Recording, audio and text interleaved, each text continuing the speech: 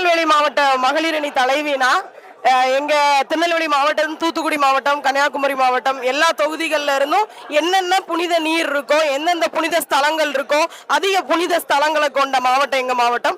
அதனால எல்லா கோயில்கள்ல இருந்தும் புனித நீரும் சரி, புனித தீர்த்தங்களும் சரி எடுத்து வரப்பட்டிருக்கு.